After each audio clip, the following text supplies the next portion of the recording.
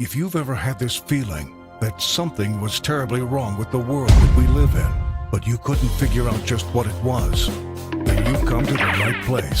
Secret societies, mystery religions, and the Illuminati have been controlling our reality since the beginning of time. But not anymore, because there is an awakening happening, and you are about to become a part of it. Wake up, because this is a call for an uprising.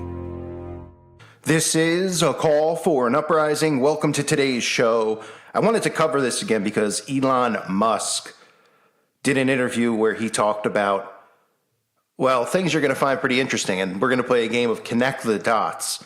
And I know it's hard for a lot of people out there to grasp what's going on, and I can't blame you. So I'm going to just keep trying my best to simplify it, to show you and explain why they're trying to put a certain something inside of your body and what this is going to lead to. That's what you have to remember. Now, in this interview, they're talking about the neural link, and that's that, the whole thing with the mind, being able to read the mind, control the mind. Well, Elon talks about, because the people interviewing him ask him, what do we have to do? Have a brain surgery, a chip implanted in your brain? And he openly talks about, no, how you could have it put into you, injected into your veins and arteries. Listen to this. And you called it a neural lace? Neural lace, yeah. It's totally not Google Glass, right? No, I'm talking about something but it's like you wear it? Or No, I mean, it would be, there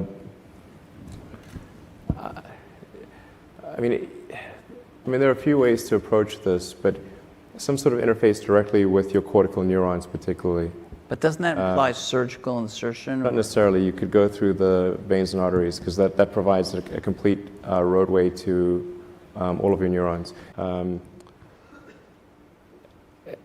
there's not, I don't know of a company that's working on it seriously, is a neural lace. So going back to the AI situation, this is quite an important debate. If you assume any rate of advancement in AI, we will be left behind by a lot. And so then we could be in, benign situation, but even the benign situation, if you have if you have ultra intelligent AI, we would be, so far below them in intelligence that it would be like, a pet, basically. Cat, that's what I was thinking. Like a pet. Like a cat. It'd be like a house cat. Yeah, it would be like the house cat. Right. That's not the end of the world, It's just, Well, sort of pet. I've seen the movie. It could be. Yeah. It could be. But that honestly, that would be the benign scenario. Mm-hmm. So house cat is okay. I don't love the idea of being a house cat. Okay. But So what's the solution? Yeah. So I think I think it's to essentially. I think one of the solutions, the solution that seems maybe the best one, is to have an AI layer. If you think of you've got your limbic system, your cortex, and then a digital layer, sort of a third layer above the cortex, that could work well and symbiotically with you. Just as your cortex works symbiotically with your limbic system, your sort of a third digital layer could work symbiotically with the rest. This is something that's surgically inserted or bred into the species, or what? The fundamental limitation is input-output. So we already have, we're already a cyborg. It's just that, you have a digital version of yourself or partial version of yourself online in the form of your emails and your social media and all the things that you do. And you have basically superpowers in that with your computer and your phone and the applications that are there. You have more power than the President of the United States had 20 years ago. That you can answer any question, you can video conference with anyone right. anywhere, you can send a message to millions of people instantly. you can just do incredible things. And but the constraint is input output. So we're I/O bound, particularly output bound. I mean, like your output level is so low. It's like, particularly on a phone, like your two thumbs just sort of tapping away. This is ridiculously slow. Our input is much better because we have a high bandwidth visual interface to the brain. Like our eyes take in a lot of data. So there's many orders of magnitude difference between input and output. So mostly, effectively merging in a symbiotic way with digital intelligence revolves around eliminating the I/O constraint. So it'd be some sort of direct cortical interface. And you called it a neural lace? Neural lace, yeah. It's totally not Google Glass, right? No, I'm talking about No, but something it's which... like you wear it? Or you... No, I mean, it would be... I mean, there are a few ways to approach this, but some sort of interface directly with your cortical neurons particularly. But doesn't that imply surgical insertion? Not necessarily. You could go through the veins and arteries because that provides a complete roadway to all of your neurons. Your neurons are very heavy users of energy, so they need high blood flow. So you automatically, with your veins and arteries, have a road network to your neurons. Still some kind of surgery, right? Yes, but you could insert something, basically, into the jugular and have. It gets macabre, but it sounds really easy and. It doesn't involve. Risk-free. It doesn't involve, like chopping your skull off or anything like that. That's good. Yeah. And plus, you're not a house cat anymore, right? Not a house cat. So, Right. Essentially, if we can figure out how to establish a high bandwidth neural interface With ourselves. with your digital self, effectively, then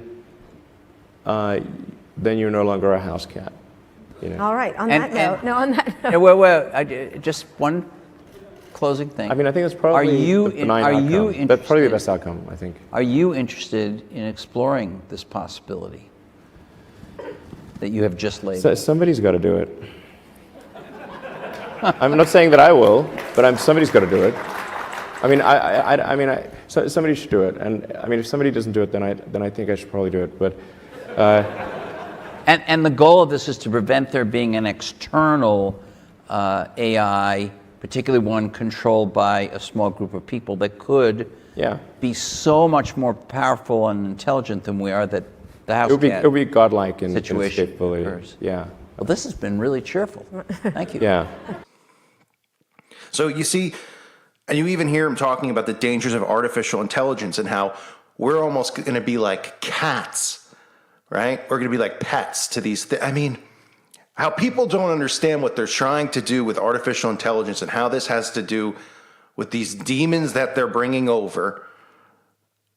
And people, they hear this stuff and they're like, oh, this sounds really cool. We're going to, What sounds so cool about it? Now, here he's talking about batteries. And this is what's interesting about it. Because he talks about batteries. Remember the clip I've played for you from The Matrix, where he talks about turning you into a battery. People have a tough time understanding that. So when he's talking about inserting and injecting, here he talks about batteries and graphite oxide, which is also known as graphene. Can I ask you about batteries for a second? Yeah, sure. So you're building this gigafactory, right? It's built. It's not completely built. okay, but part of it's up and running. A big chunk of it's built, yeah. Part of it's up and It's running. a really gigantic thing. It's like when the Gigafactory's done, it'll be the largest footprint building of any kind in the world. Of any kind, not just factories, literally of any kind. What is this? The largest rocket, the largest building? I mean, Well, I mean, I think it's not scale for scale's sake. It's just like if you say, well, we want to accomplish these goals, then you kind of have to make a big thing. So, okay. You've got this big thing. It's this big, giant building. Yeah. It's going to make batteries. The batteries it's going to make are lithium. We're going to have an opening. Well, it's not technically an opening party since it's been operating for a little while, but we're going to have a party soon. You guys maybe want to come? We can come? All right, Yeah, good. sure. We'll come to the Can they- battery It's party. pretty- But they can't I come. love It's worth seeing. This They is can't like come, right? Just us. this is crazy. No. This is like an alien dreadnought. It's really nutty. Because I love a battery party, but Right, but talk about where it's going. Are these lithium-ion batteries? Yeah, sure. So they're the same batteries that's in our phone? No. they're not. Please explain. Yeah, so lithium. Have you made a battery breakthrough is something I'm interested in. Yeah, I mean, generally there's so much nonsense out there about batteries. Like you can believe about 1% of what you read, maybe. Lithium ion covers a very broad range of technologies, and you can have an enormous difference in the power density and the energy density and the cycle life between one chemistry and another. They can be really enormously different. So what you really actually want to ask is what is the cathode and what is the anode? Right. So in our case... That's right. Okay. I just put it in the lithium is PlayStation actually for my 2% of the cell mass. So it's like the salt in the salad. It's a very small amount of the cell mass and a fairly small amount of the cost. But it sounds like it's big because it's called lithium ion, but it really, like our battery should be called nickel graphite because it's mostly nickel and graphite. Okay, and it's nickel, cobalt, aluminum, but battery... other little things, and graphite with a silicon oxide layer. What is the Matrix? Control. Matrix is a computer-generated dream world, built to keep us under control or to change a human being into this. So there you have him talking about the batteries, and of course, that's the Matrix, right? And it all leads to something like this. This is a scene from the X-Files where they openly, pretty much, X-Files reveal a lot of things over the years. They've talked about a lot of different things. This is them showing you what humanity is going to become, living inside of the computer. And people don't understand that. I've talked about people being able to download your brains, download all this stuff. You even heard him talking about that, how we are kind of one with technology because we're technically online. He was talking about how we're, emails and stuff like that. And we all just think, what? We're just like on a phone. But the point is to get you connected inside is what he was saying, so that you're able to connect. Well, the only way you'd be able to connect is if something was in you. And what they're talking about there is how you can get something in you into your arteries or your veins. I wonder what they could possibly do to make people convinced to get that. Maybe even unwillingly knowing. And have, be test samples for what they're doing and what they're demonstrating, which is to lead to this and the quantum computers.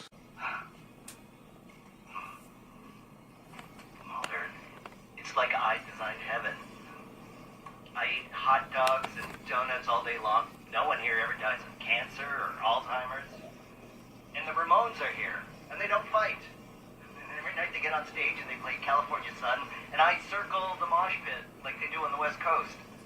There's consensual sex without blame or judgment. And the New England Patriots are here, and they never, ever win. Ever. And I'm begging you, destroy it. We're living a lie here. It's a work camp where digital slaves. You take our uploaded minds to develop science that only the elite will use to lead your world. You turn theories of space colonization into realities for them. We dream, but we're not allowed to have dreams. Goals, nothing for ourselves. No choice, no diversity. There's a wall around this place. The stars are fake. Sunlight has no warmth. And all the great minds that have died since they realized this place are here. Steve Jobs, Marvin Minsky, Michael Crichton, they all hate it here.